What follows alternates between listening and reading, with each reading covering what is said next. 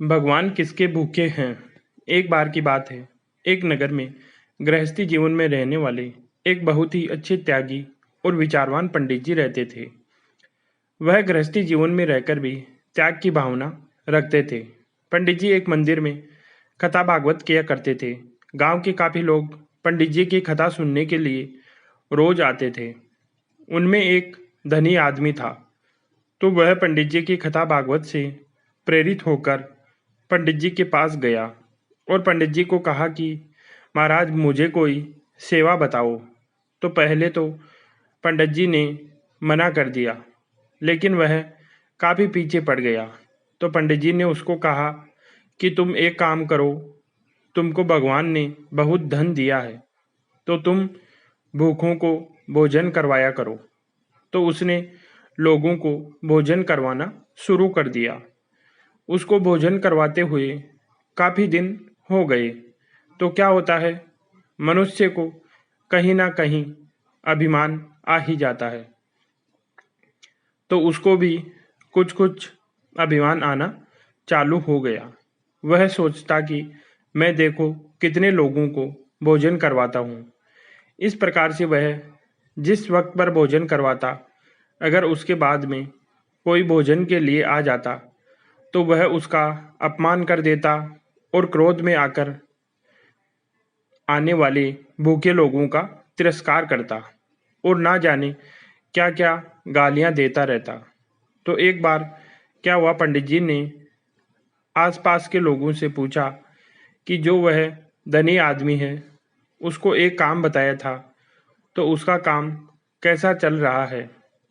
तो लोगों ने कहा कि महाराज, वह लोगों को अन्न तो देता है और भोजन भी करवाता है, लेकिन भूखे लोगों का वह तिरस्कार और अपमान भी बहुत करता है। तो एक बार क्या हुआ, खुद पंडित जी उसके घर दोपहर बाद में पहुंचे और जाकर दरवाजे पर आवाज़ लगाई कि सेठ जी, खाने को कुछ मिल जाए तो प्रभु की बड़ी कृपा होगी। तो अंदर से आवाज़ आई, आगे जाओ, अभी कुछ नहीं है। तो पंडित जी ने फिर से कहा कि सेठ जी, बहुत भूख लगी है, कुछ भी मिल जाए और कैसा भी हो, बस भूख मिट जाए। तो फिर सेठ ने कहा कि तुम्हें सुनाई नहीं देता क्या? एक बार कह दिया ना कि कुछ नहीं है, बाद में आना। फिर से पंडित जी ने कुछ न कुछ और कहा, तो सेठ को गुस्सा आ गया और सेठ कुछ न कुछ अपशब्द बोलता हुआ बाहर आया। तो उसने देखा कि सामने पंडित जी खड़े थे। तो सेठ ने जैसे ही पंडित जी को देखा और कहा कि महाराज आप? तो पंडित जी ने कहा कि क्या मेरे को ही देता है, क्या और किसी को नहीं देता, और सबके साथ ऐसा व्यवहार करते हो तुम? तो सेठ ने पंडित जी से माफ़ी मांगी और कहा कि नहीं महाराज, आज के बाद में ऐसा कभी नहीं करूँगा, मेरी गलती हो गई, मुझे क्षमा करें। तब पंडित जी ने कहा कि ऐसे कोई देना होता है क्या?